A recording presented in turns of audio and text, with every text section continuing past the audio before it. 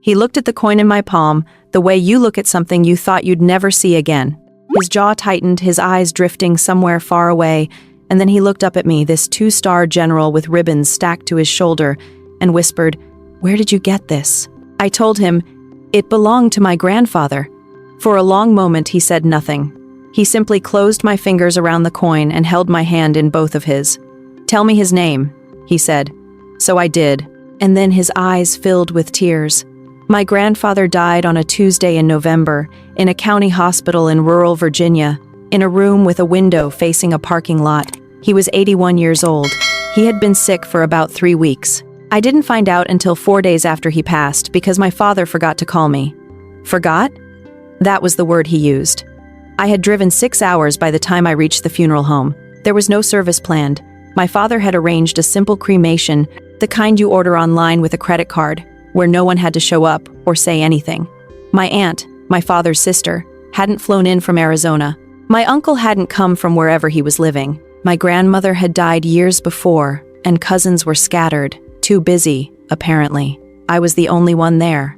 I stood in the small front room of the funeral home, signed the paperwork, accepted a cardboard box, and drove to my grandfather's house alone.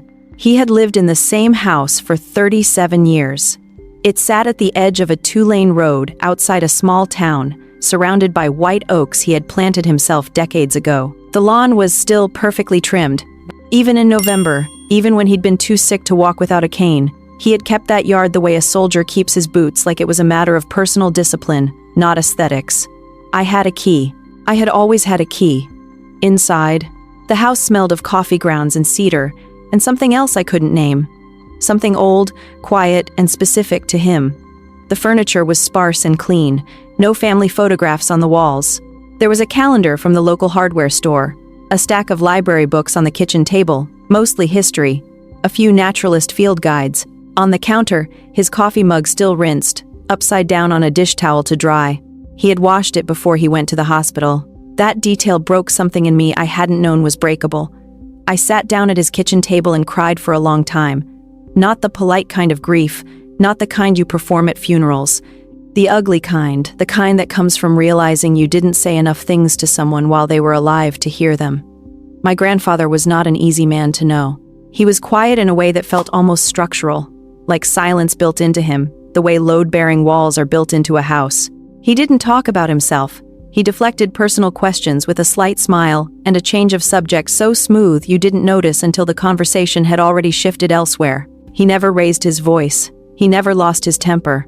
He helped anyone who asked without making them feel they owed him anything. My father called him simple, unremarkable.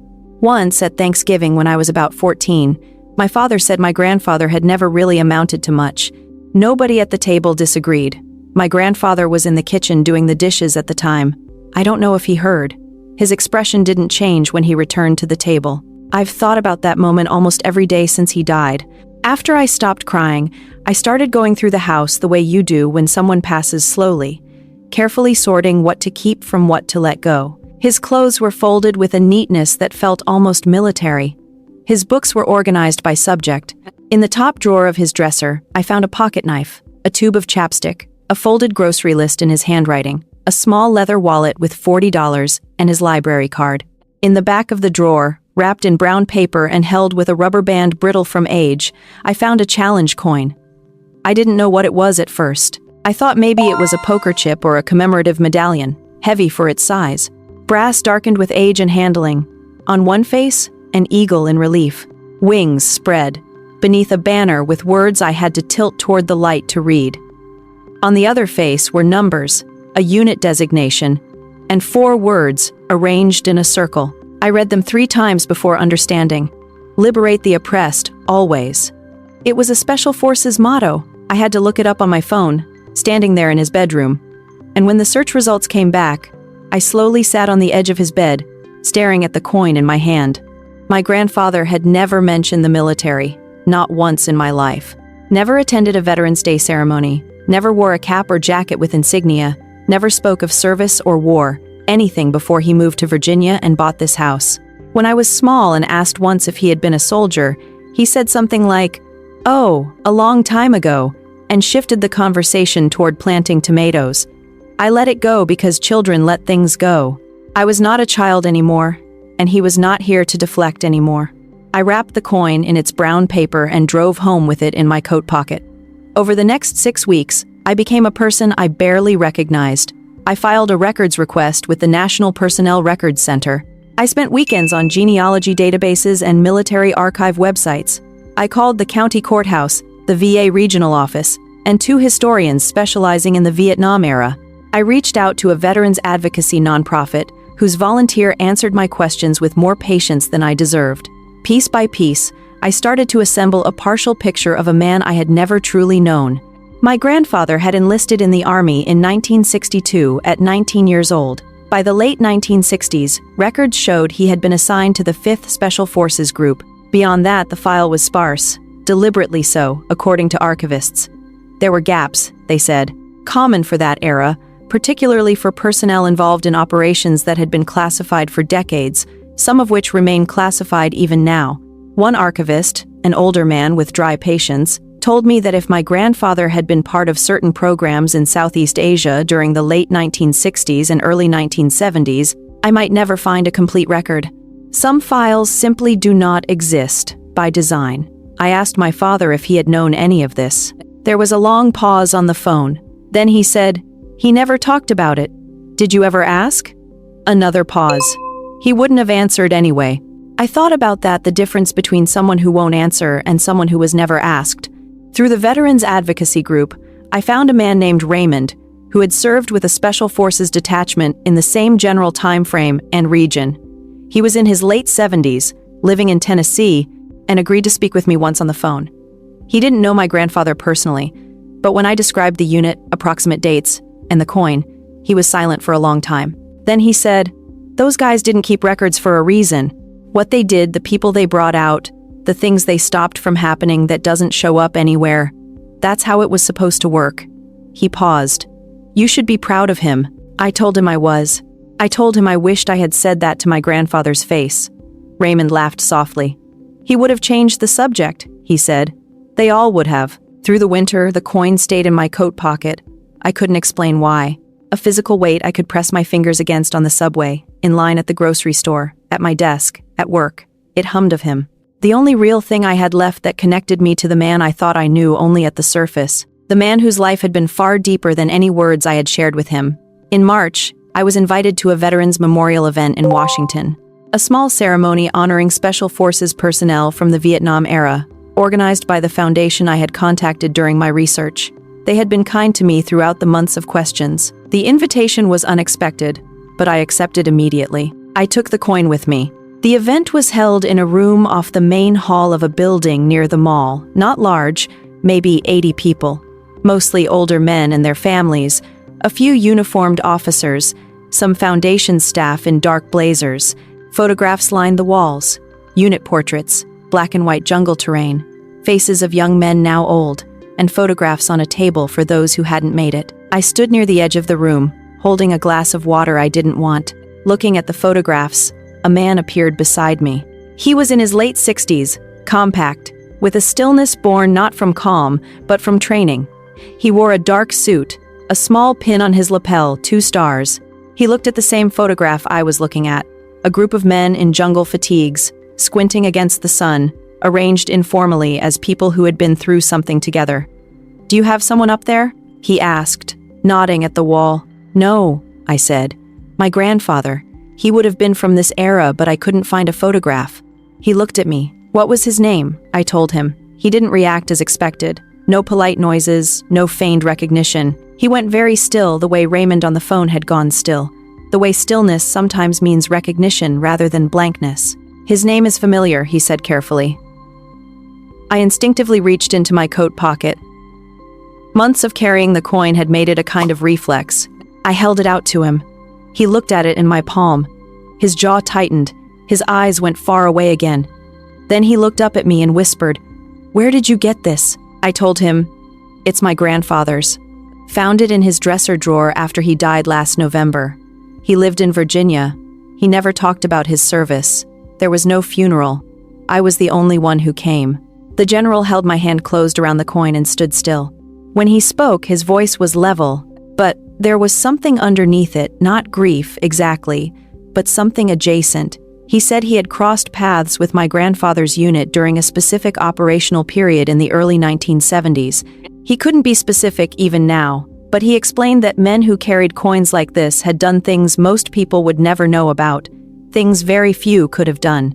He said the word quiet, the same way you would say extraordinary. He said the kind of man who did that work and came home without a word was not simple, not unremarkable, but the opposite. He kept a secret for the rest of his life so others could sleep. I didn't say anything. I couldn't. He asked if my grandfather had received a proper burial. I told him about the cremation, the cardboard box, the parking lot window. I told him, without planning to, about my father forgetting to call me, about that Thanksgiving dinner when I was 14, the word unremarkable, and the dishes being done in the kitchen. The general listened without interrupting. When I finished, he nodded slowly. He wouldn't have complained about any of that, he said. That's not who those men were. I said I knew. That's the part that makes it harder, I admitted. He asked for my contact information. I gave it to him without asking why. The ceremony started. We stood apart in the room. I held the coin in my closed fist through it all, through the names read aloud, through the moment of silence, through the quiet tears of others in the room. 6 weeks later, I received a letter from the foundation. Inside was a certificate of recognition, my grandfather's name in formal print, acknowledging his service during a period, and with a unit described in careful, deliberate language, implying more than it stated. A note from the general was clipped to the inside cover. He was exactly the kind of man we built everything on top of. I'm glad someone is carrying his name forward. I read it 3 times at my kitchen table, then folded it carefully and put it with the coin in the brown paper that had kept it safe for over 30 years. I called my father. He answered on the 3rd ring, slightly distracted. I told him about the coin, the records, Raymond in Tennessee, the general at the ceremony, the letter. He was quiet longer than I expected. I didn't know, he said finally. I know you didn't. He never. The silence between us held more than either of us could put into words. I didn't know what my father was feeling. I was feeling the complicated grief of being angry at someone for not knowing something they were never given the chance to know. The grief of understanding that the silence my grandfather kept had cost him something, had cost all of us something, and had also been an act of profound, deliberate love, the choice to carry weight alone so that no one else had to. My father said he wanted to do something. He didn't know what. He asked if I thought there was anything that could be done. I told him, acknowledging it was already something. After I hung up, I sat at the table for a long time. Outside, the city moved the way cities move, indifferent, continuous, full of people carrying things no one else can see. In April, I drove back to Virginia. I brought the coin, the letter, and a small bunch of wildflowers I had bought at a roadside stand outside the county line. The white oaks my grandfather planted were beginning to leaf out that pale spring green that lasts only about 2 weeks before deepening into summer. The lawn was overgrown now. No one had trimmed it since November. I sat for a while on the porch steps where I used to sit with him when I was small, where he used to hand me a glass of sweet tea without asking if I wanted one because he always knew, where he used to watch the tree line in the evening with an expression I never understood until now, not vacant, just accustomed to a kind of vigilance that never fully switched off. I thought about what Raymond had said on the phone, how those men brought people out, stopped things from happening, carried weights that had no name, and left no paper trail. I thought about my grandfather washing his coffee mug before going to the hospital. I thought about the words simple and unremarkable, and what it costs a person to be the kind of quiet that looks small from the outside. The foundation later helped me understand that my grandfather's service record, what exists of it, indicated he would have been eligible for a full military honors burial. He never filed the paperwork. Whether deliberate or not, nobody could tell me. But it fit the pattern of everything else.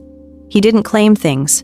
He didn't ask for what he was owed. He kept the lawn trimmed, the coffee mug clean, the coin wrapped in brown paper in the back of a drawer, like a secret he carried to the end, without ever making it anyone else's problem. I think about that differently now than I would have a year ago.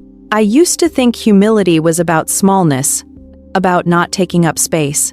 Now I think humility, like his, was enormous. It was the size of everything he'd seen and done, never spoken about. It was the size of all the people who went home because of men like him, who never came home themselves, or came home and never said why they couldn't sleep. I placed the wildflowers at the base of the old oak tree, the biggest one, the one closest to the porch, the one he was proudest of. I held the coin for a moment, then put it back in my coat pocket. I decided I wasn't ready to let it go. Maybe I never will. Maybe some things don't need to be laid down. Maybe some weights are worth carrying not because you have to, but because it's the only way to keep something real about a person who made himself deliberately invisible. My grandfather lived 81 years on this earth. He was not simple. He was not unremarkable. He did things that don't appear in any file, in rooms that no longer officially existed, for people he would never see again, for a country that would never publicly say his name. He came home, planted oak trees, trimmed the lawn, washed his coffee mug, watched the tree line in the evenings, and never once complained. I want to be the kind of person worthy of knowing that. I want to pay attention to the quiet ones, to those who don't fill a room with themselves, to the ones who help without sending a bill, who carry things no one else can see.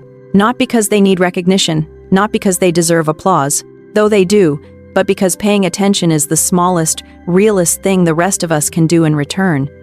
My grandfather would have changed the subject if I had said any of this to him out loud, so I said it to the oak tree instead. I think he heard me. Comment below if you've ever carried a story like this. Hit like if this touched you, and subscribe to keep hearing stories that matter.